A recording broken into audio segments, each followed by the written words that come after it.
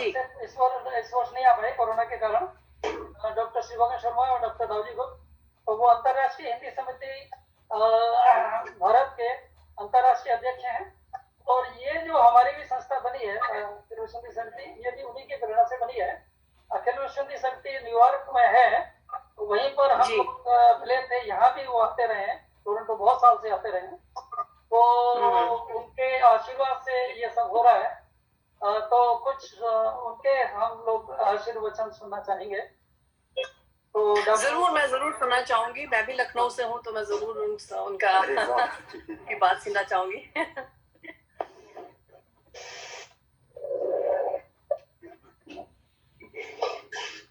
आदरणीय बघेल जी और परम आदरणीय डॉक्टर शर्मा जी और हमारी अत्यंत सम्माननीय डॉक्टर अपूर्वा श्रीवास्तव जी तथा सभी हमारे आज के आयोजन के सहभागी कविगण और साहित्यकारगण, सर्वप्रथम मैं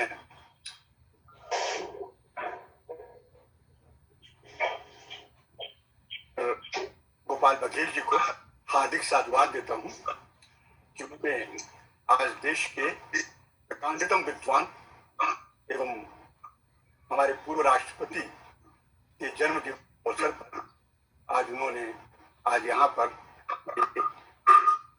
उनकी स्मृति में कवि सम्मेलन का, राष्ट्रीय कवि सम्मेलन का आयोजन किया।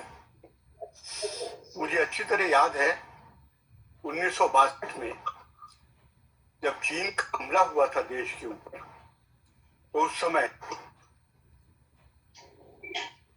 डॉक्टर राधाकृष्णन राष्ट्रपति थे, नेहरू जी और प्रधानमंत्री थे। नेहरू का देश किया था, लेकिन डॉक्टर राधाकृष्णन रोज ऑल इंडिया रेडियो के ऊपर 1 घंटे भाषण करते थे और देश को संबोधित करते थे। और पान की दुकानों के आगे, भगवान शर्मा को अच्छी तरह याद होगा कि पान की दुकानों के सामने, चाय की दुकानों के सामने सैकड़ों नहीं हजारों की संख्या में वासी एकत्र होते थे और उनके उद्बोधन को सुनते थे और उनके अंदर ये विश्वास जागृत होता था कि हाँ, हमारा देश अभी सुरक्षित है। ऐसे और उसके बाद जब राष्ट्रपति पद से वो हुए तो उन्होंने कोई सरकारी सुविधा नहीं ली और अपने निजी निवास गिरजा भवन में जाकर के रहने लगे। संयोग से उस समय मैं अध्यापक के रूप में जुड़ा हुआ था साहित्य जगत से, और साथ ही साथ लखनऊ विश्वविद्यालय में शोध कार्य भी कर रहा था। और मैंने उनके अनेक भाषण सुने हैं डॉक्टर, और उन्हीं की प्रेरणा से मैं राजनीति में भी आया, क्योंकि उन्होंने एक भाषण में कहा था कि पढ़े लिखे और प्रबुद्ध लोगों की उस समय, ये मैं सन 60 के दशक की बात करता हूं, देश की राजनीति में एक बहुत बड़ी आवश्यकता है। और ये उनका आशीर्वाद था मुझे, और बुजुर्गों का भी आशीर्वाद था कि मुझे लखनऊ नगर का 3 बार महापौर चुने जाने का जो है वो सौभाग्य प्राप्त हुआ। मैं विधायक भी रहा और राजनीति में भी मैंने काफी हिस्सा लिया। लेकिन मैं इस बात की आज भी आवश्यकता समझता हूँ कि जो आज राजनीति में के क्षेत्र में प्रबुद्ध लोगों का अभाव हो रहा है, उस अभाव की पूर्ति करने के लिए हमें डॉक्टर राधाकृष्णन जैसे महान व्यक्तित्व से प्रेरणा लेनी चाहिए, और ये प्रेरणा जो है वो आवश्यक है। ये मैं 60 वर्ष पहले की बात कर रहा हूँ। डॉक्टर राधाकृष्णन ने एक बहुत बड़ा सेमिनार किया था दिल्ली के अंदर, और उस समय दक्षिण अफ्रीका के अंदर रंगभेद की बहुत बड़ी समस्या थी। वो अलग अलग बस्तियां बना रहे थे काले और गोरों के लिए, और नेल्सन मंडेला जो हैं, जो उस आंदोलन के प्रवर्तक थे, उनको गांधी जी से प्रेरणा मिली थी, क्योंकि गांधी जी की जो कर्म भूमि है वो पहली कर्मभूमि दक्षिण अफ्रीका ही थी। तो जब उन्होंने आयोजन किया तो मैंने उसमें एक कविता पढ़ी थी। उस आयोजन के अंदर मैं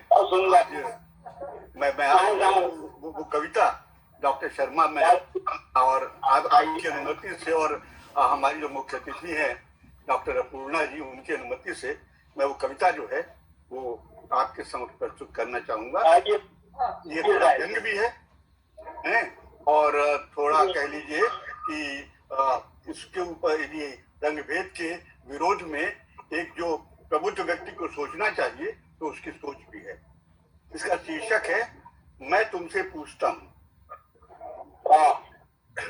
कि श्वेत और अश्वेत लोगों के लिए बस्तियां बनाने वालों, जोहान्सबर्ग की डेयरियों में बंधे पशुओं पर भी प्रतिबंध लगा दो कि श्वेत पशु अश्वेत और अश्वेत पशु श्वेत बच्चे न जन्माएं। वृक्षों की हर डाली पर यह आदेश लिखकर टंगवा दो कि श्वेत और अश्वेत पक्षी एक साथ न बैठे। काले और गोरों में भेदभाव करने वालों, श्वेत और अश्वेत तितलियों का उड़ना भी प्रतिबंधित कर दो डरबन के उद्यानों में, और ये घोषित कर दो कि सफेद और रंगीन मछलियों का साथ साथ मुक्त होकर उड़ना भी सरकार विरोधी है केप टाउन की जलाशयों में। काले और गोरों में विभाजन करने वालों, अपने क्षेत्र में चांद पर भी रोक लगा दो कि वो श्यामल आकाश में न उड़े। वाह क्या व्यंग है।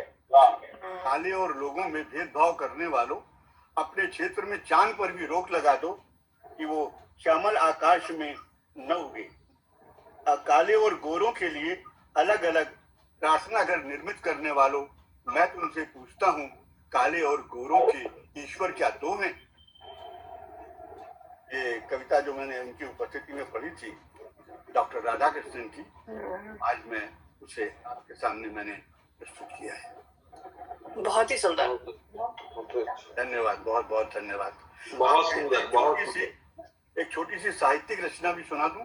हाँ बिल्कुल बिल्कुल। कुछ पंक्तियों की है। इसका शीर्षक है चिर स्मृता। मेरे आंगन की फुदकती गौरैया आज कहीं उड़ गई। इसे पाया था मेरी दृष्टि ने इतने काम्य रूप में, आज यहाँ नहीं है। मैं बाजार से कितनी गौरैया खरीद सकता हूँ, और वो जिसे मैंने दाने चुगाए थे, परेशान कर कर आंगन के चक्कर कटवाए थे, कहीं और बसेरा ले रही है, और उतना आकाश जो उसकी आकृति थी खाली है मेरे मन में। उतना आकाश जो उसकी आकृति थी खाली है मेरे मन में। बहुत अच्छे जी, बहुत बढ़िया। बहुत सुंदर। तो डॉक्टर नवजी गुप्त का उद्बोधन बहुत आनंददायक था, और अब हम सुनना चाहेंगे डॉक्टर